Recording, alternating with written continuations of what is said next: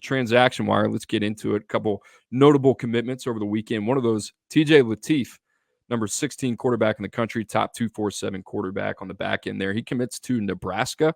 Drew, if I remember correctly, we've talked about TJ Lateef. It seems like this one's been trending this way for a while. Dylan Raiola is going to play, more than likely going to be the starter very early on at Nebraska. You take that into consideration with TJ Lateef a little bit. It makes me kind of warm up to the idea even more.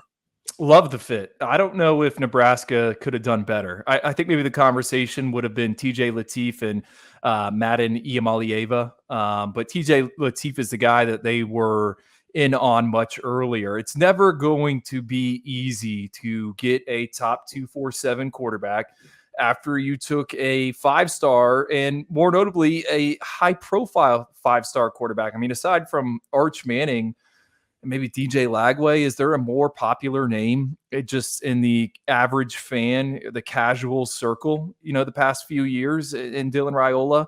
We're already seeing it. Nebraska, Colorado, that's going to be a primetime game week 2. And, what is it? It's Shedeur versus Raiola. So I like the fit. TJ Lateef dug into his Elite 11 workout. He's got a strong arm as well. He can certainly rip it.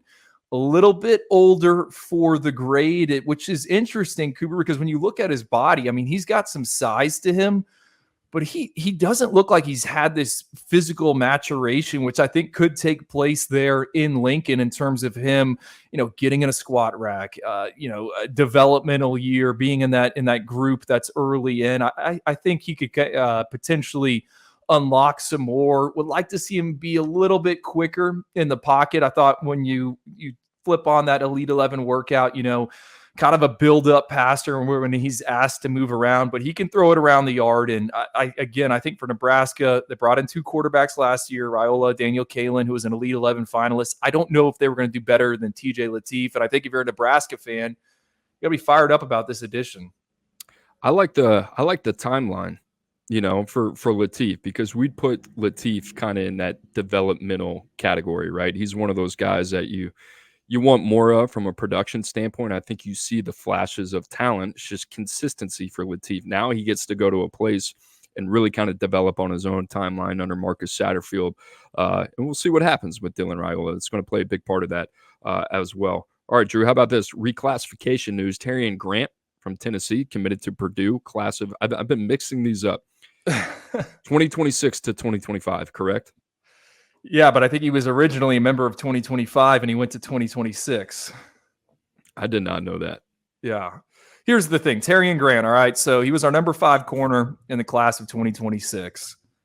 Guy we liked a lot. I mean, he is a reactionary outside corner with long limbs to match on the perimeter. I mean, this is what you're looking for. On top of that, he's got really, really good speed and explosive metrics in track and field. I guess he wasn't going to be able to play in Tennessee. He's already played 4 years of high school football. He could have went to a prep school, but now he is enrolling at Purdue. He's going to join the Boilermakers this summer. They announced him as a signee. Dude, I think this is we talk about the reclassification. It's rare for these guys to make an impact year one. The results we have seen recently isn't so good with reclassification. But I think if you're Purdue, this is like a slam dunk, getting Tarrion Grant signed, sealed, and delivered on campus because no one else can poach him. I mean, Tarrion Grant had taken visits to Michigan. He had been to Alabama. I think his stock was only going to rise, having seen him work out in person at Battle Miami. I mean, how valuable are cornerbacks, Cooper? You talk about the interior defensive linemen. Well, look at the NFL draft and all these big corners. This is what teams want. And I think more and more schools – we're going to make a move on Tarrion Grant. So now you got Ryan Walters. Okay, I'll take you right now. We'll get you in the program. Are you going to play year one? I don't know. Maybe you get your feet wet for 4 games, but he's there and you can start coaching him up. And let's talk about Purdue in that secondary. Second top 247 edition for Purdue. They got Coy Beasley last cycle. Also added some talent in the transfer portal. Nyland Green returned 3 corners with starting experience. 2 guys I like from Florida, Markevious Brown being one of them, Derek Rogers being the other. I think Purdue's got a sneaky good secondary, and Tarrion Grant is only going to elevate the ceiling in terms of what that unit could be in the coming years. Not to mention a freshman All-American, right? On the back end. Daniel Yeah. Thieneman, is that right? Yeah. Did I get the name right? He was an Oyster Boys favorite in the He fall was an months. Oyster. That was a little bit of a shot in the dark, but we got some good intel on that one. Made us look good. But yeah, Purdue, Ryan Walters. I mean, I, I, I don't know. Like I have not seen Purdue recruit like this.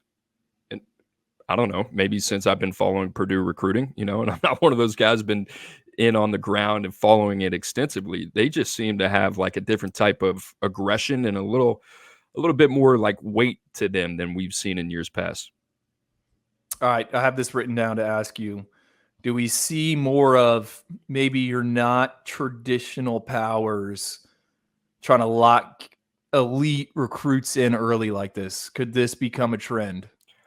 I think it makes sense. It makes me feel better that Tarrion Grant was originally a 2025.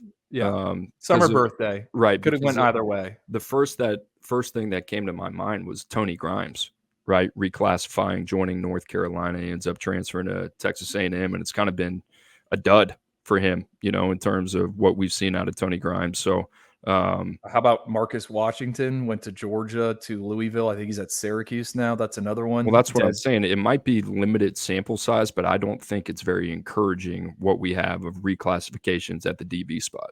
Is that Des Ricks? Desi Ricks, wait and see, right? Still early. Wow, forgot about Desi Ricks. Are you ready to talk about another DB? Yeah. Let's talk about Cormani McClain, the 5-star in 2023, number 5 corner in the transfer portal. Well, he's visited Florida unofficially, going to take an official there this week. And it sounds like there's a possibility that he could walk on. Drew, what a crazy recruitment for not just Colorado, every team involved at some point, I feel like, dealt with Cormani McClain.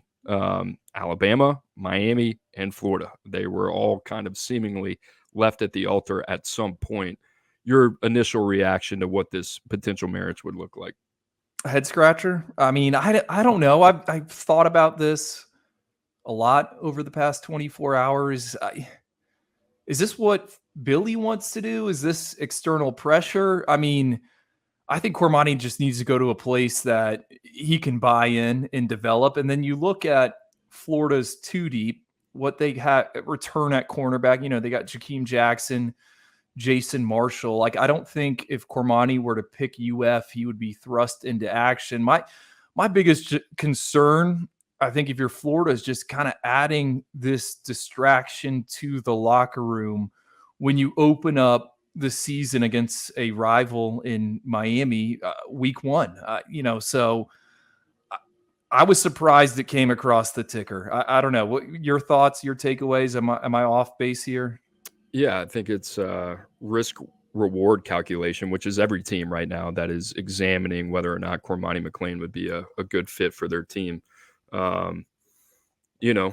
Buy low, potential high output. That's best case scenario. But if I'm Billy Napier and, the head coach, I'm putting my foot down and say, here's a preferred walk-on spot. This is your last chance. You know it. I know it. The public knows it. We're not paying you a dime. And if you really want to be here, then you're going to show us that you want to be here. And any tomfoolery, anything towards the negative, you're out. See ya. And then you'll be on your 3rd program in 2 years. That's the only way that I would negotiate that. And obviously, they're getting to know each other. They already know each other. But this is it for Cormani McClain. And I'm sure he's got other options on the table that probably include group of 5 programs that would be willing to kind of shell out some cash for him. But I think it's important to Cormani that he plays on the biggest stage. I think that's really important. So, the other thing you brought up, like you look at Florida's secondary, yeah, sure, they're young. They got some players there. Devin Moore, Jakeem Jackson, Jordan Castell, Asa Turner, Jason Marshall, Sharif Denson. Like that's the other part that I would evaluate and be like, do we really need it? Because it's their make or break year for Billy Napier. So if this goes south and becomes its own little sideshow, was it really worth it? Right. And that's just another thing that becomes a very unforgivable sin in the short term versus a guy that's coaching for his job this next year. And that's the other thing, Cooper. Like, I mean, I feel like I got a grasp on the Sunshine State. It instantly becomes, all right, is Cormani going to play? You know, what's the update on Cormani? Yeah, how is Cormani coming along? And you're going to get that from the casual fan all season long. And you already got it with DJ Lagway, even though, you know, I think they got a good quarterback situation in Graham Mertz. Did you see he was on our boy Jim Nagy's big board for the 2025 Senior Bowl? Forgot to point out, I've heard Graham Mertz as a perfect score on one of his cognitive tests. I heard that this summer at some point. So just got to get that out there in the public space. But yeah, the risk reward in that scenario you described, right? Okay, you come in, you mess up, you're out. That has to work, but Cormani has to love football. Does he love football? I don't know. Yeah, typically the teams that are able to pull this one off are the ones with the coach that has the cachet to do it and the credibility. But if you're Florida, listen, if I was in that building, yeah, I'm kicking the tires. Doesn't mean we're going to pull the trigger, but I'm kicking the tires and seeing what this was like. I believe it was Cormani, his mom, and his agent that were on the visit. So I don't know. I think the financial piece is such a big part of it. But if I'm Florida, there's nothing on the table for you. There isn't. You know, so I'd be interested And to see how that works out. I've also heard that agency has developed assembled a team to keep Cormani on course, for what it's worth. I've heard that's been pitched to programs around the country. I don't know what that means. Feels crazy to talk about a college player in that sense when you have these programs that have, you know, personnel staffs that are 50 people deep. But that's what that agency has done. Yeah. Cormani's got to help Cormani. That's where we are, you know, and Deion Sanders talked about it. The accountability piece is a big piece. So until he can look at himself in the mirror and say, I am the problem, then it's never going to get solved, you know, and I hope for his sake, he figures that out. It's going to be interesting to see if Florida ends up taking a shot on him. If it does work out, think about that potential cornerback duo, Jakeem Jackson, Cormani McClain. Talented, for sure. Long way to go. I mean, this seems like the perfect off-ramp to the next topic, Agiye Hall, number 7 receiver in 2021. You remember him? Signed with Alabama, transferred to Texas. Now he's heading to UCF as a walk-on. When's the last time we heard Agiye Hall's name? I said it when I texted you last night. How many lives does this cat have? He's big. He's fast. He can run. He's an example of you always get a chance if you got the traits. Same thing you said for Florida. I mean, with UCF, you know, low risk, high potential reward for the Knights, you know, coming in as a walk-on, so it doesn't take a counter. You know, who knows if he's getting some type of compensation. You know, man, it feels like we're talking about the NFL. Like, oh yeah, he's on a team-friendly deal. It's a 1-year option, kind of prove it. I don't know, but any additional context you want to add?